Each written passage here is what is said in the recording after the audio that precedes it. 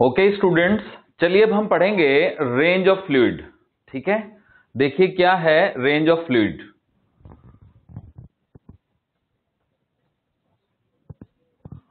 तो जैसे कि हम बात कर रहे थे कि हमारे पास एक वेसल है और उस वेसल में एक ऑरिफाइस है, ये ऑरिफाइस है और इसमें एक लिक्विड है, ये मान लीजिए कि लिक्विड है।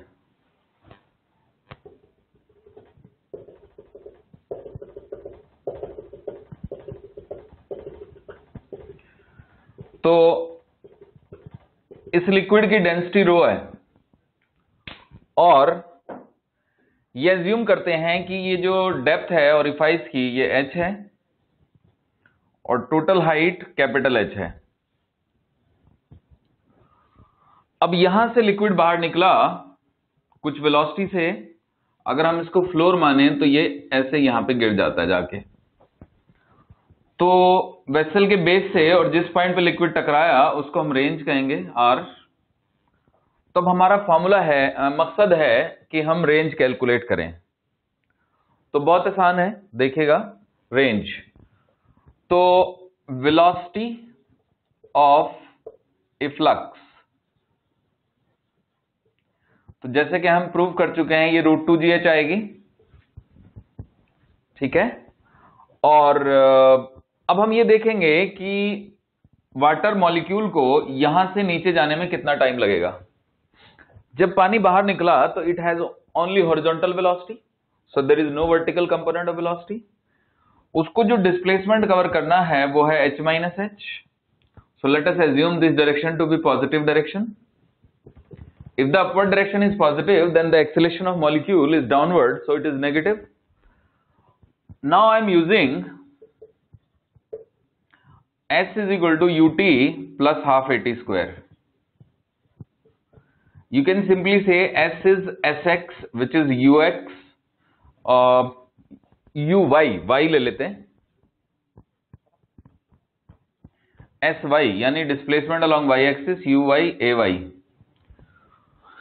So because it does not have any velocity in y direction, it has only velocity in x direction, so uy is 0, ay is minus g, t square है यहां पे, और t को हम t नॉट ले लेते हैं।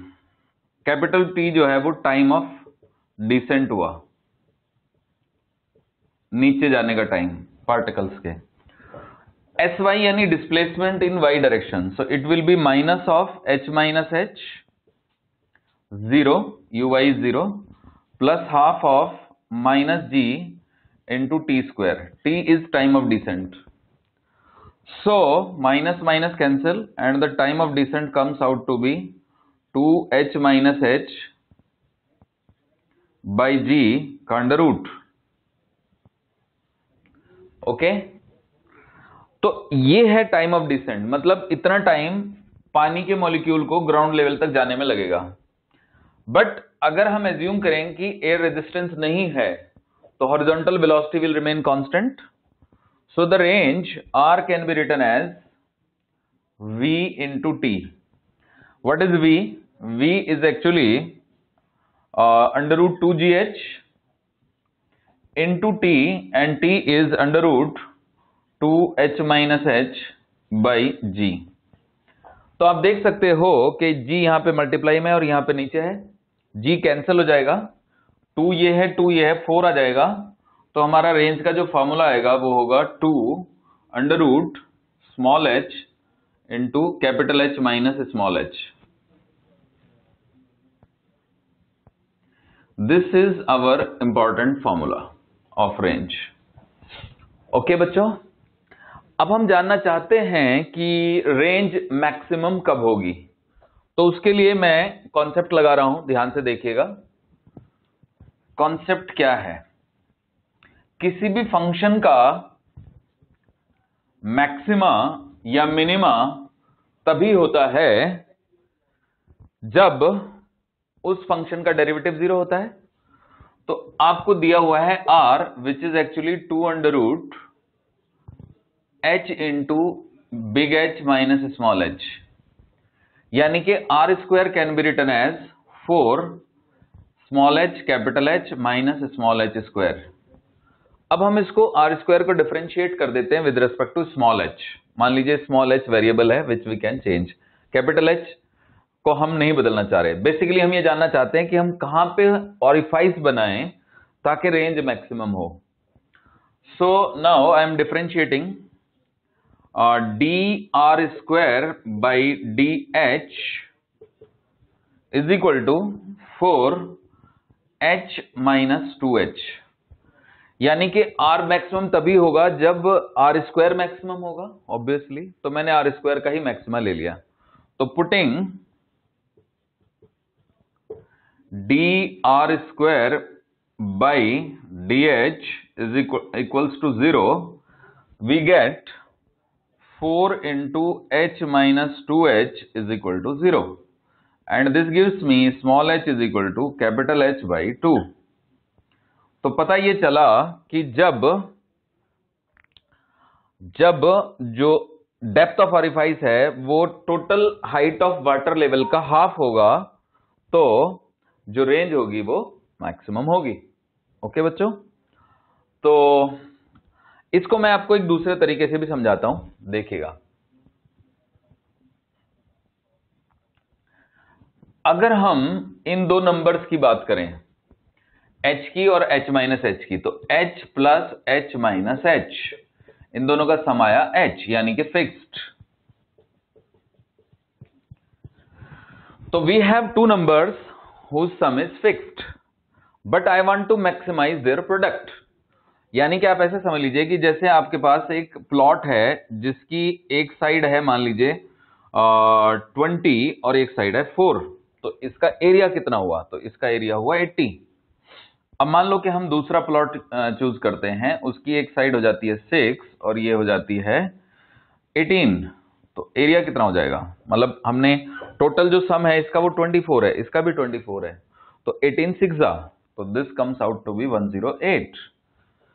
अब मान लीजिए कि इसको कर देते हैं हम 8, हमने मतलब एक तीसरा प्लॉट चूज किया जिसमें हमने ये कर दिया है 8, this is 8 and this is you can say 16, तो 16 8 this comes out to be 128। और फिर हमने एक चौथा प्लॉट चूज किया जिसमें एक तरफ है ये है 10 और ये है 14, so the area comes out to be 140। तो कुल मिला के अब इन सब का 4 का 20 का 6 का और 18 का सम 24, इसका भी सम 24, इसका भी 24। तो हम ऐसा कौन सा प्लॉट लें जिसका एरिया मैक्सिमम हो इन चारों में से? तो इन चारों में से तो यही है, बट क्या इससे अच्छा भी हो सकता है? Yes of course. अगर मैं एक ऐसा प्लॉट सेलेक्ट कर लूं जिसकी ये साइड भी 12 है ये भी 12 है, तो एरिया हो जाएगा 144। इससे बिग एरिया में नहीं बना सकता। तो अब लॉजिक ये है कि for a given perimeter square has maximum area. तो अगर मैं कहूं कि मेरे पास एक रेक्टेंगल है जिसकी एक साइड स्मॉल h है और एक साइड h माइनस h है, तो उसका एरिया मैक्सिमम कब होगा? तो अब आप कहेंगे कि सर एरिया तो मैक्सिमम तभी होगा जब वो स्क्वायर हो जाए। तो देखिए क्या लॉजिक है। तो basically we want to avoid mathematics, मतलब हाई मैथमेटिक्स को अवॉइड करने का बेस्ट तरीका यही है कि मैंने एक रेक्टेंगल लिया है जिसकी एक साइड h है और एक h माइनस h है, और मैं इस रेक्टेंगल की डायमेंशन चेंज कर सकता हूं। तो मैं कैसी डायमेंशन चूज करूं ताकि एरिया मैक्सिमम हो? तो out of all the rectangles of given perimeter square has maximum area. बच्चों समझे? तो area will be maximum when h minus h is equal to small h और capital H is equal to 2h और small h is equal to capital H by 2। So this is the concept कि area maximum तभी होगा, यानी कि range maximum तभी होगी जब ये चीज और ये चीज इक्वल हो। ओके, तो अब आगे पढ़ते हैं। देखिए, now what is R max? R max, to find R max, तो बच्चों क्या करेंगे, हम स्मॉल h को कैपिटल H बाई 2 पुट कर देंगे।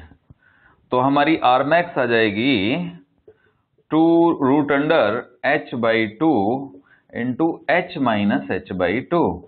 So this comes out to be h by 2 into h by 2 and this comes out to be h, यानी R max is h.